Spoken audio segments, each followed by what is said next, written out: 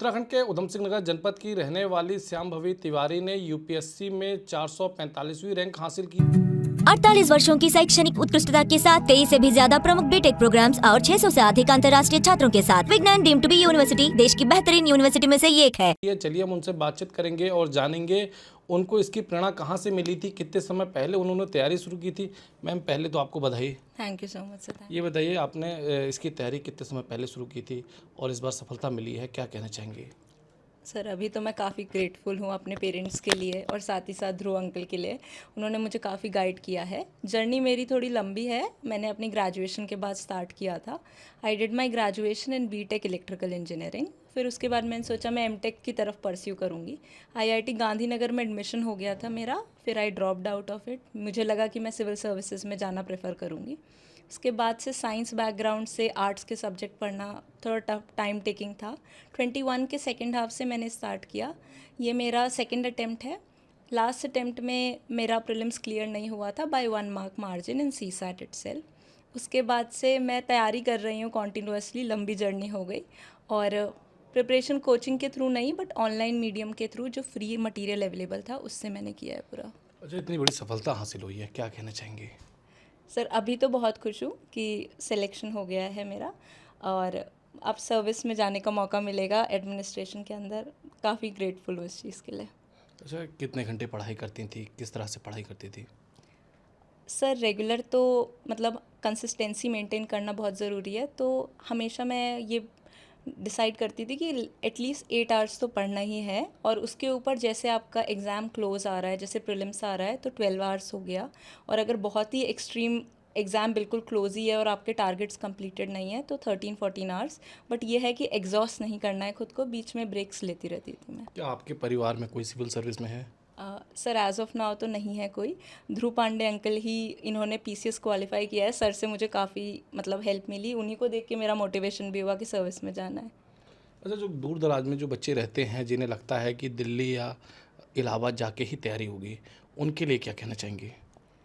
मैंने घर से ही तैयारी की है और मुझे लगता है हर एक बच्चा घर से तैयारी कर सकता है, बस डेडिकेशन रहे उसके पास। और मटेरियल अब आजकल ऑनलाइन मटेरियल में हर ऑनलाइन मोड में सारा मटेरियल अवेलेबल है, तो आप उसको फ्रीली यूटिलाइज़ कर सकते हैं और घर पे अपना एफिशिएंटली प्रिपेयर कर सकते हैं तो करिए।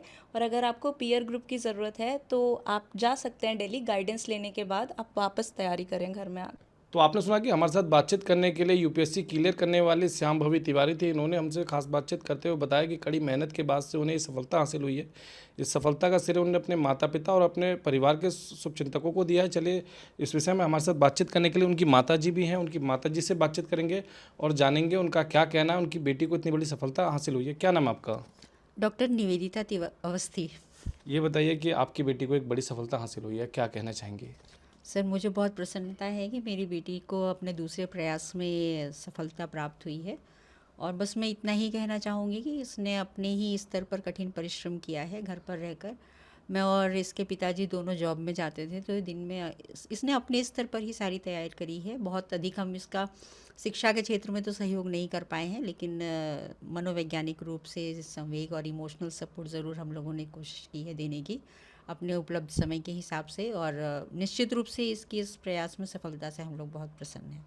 क्या कहना चाहेंगे उन बच्चों के लिए जो दूर दराज में रह के तैयारी करते हैं और कई बार वो दिल्ली या इलाहाबाद जाने की बात करते हैं और सफलता ना मिलने पे वो कहते हैं कि छोटे शहर से तैयारी नहीं हो सकती? नहीं सर, मैं तो इस चीज़ से सहमत नहीं हूँ। अब बेटी भी मेरा इस चीज़ का प्रत्यक्ष उदाहरण है कि आजकल इंटरनेट मीडिया पर और ऑनलाइन मोड में आपके पास समस्त शिक्षण सामग्री उपलब्ध रहती है, तो उसका उपयोग करके और घर में आप स्वयं परिश्रम कर सकते हैं। ये बात अलग है कि अगर कहीं पर कोई डाउट या भ्रम की स्थिति पैदा होती है तो वो आप क्लियर कर सकते हैं ऑनलाइन मोड में जाके।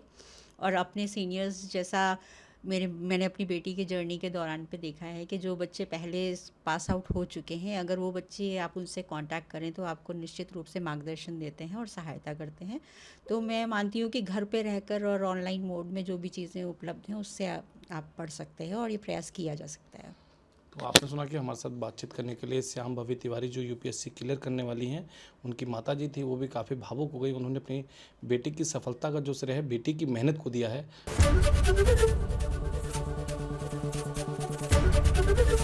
एबीपी गंगा, खबर आपकी, जुबान आपकी।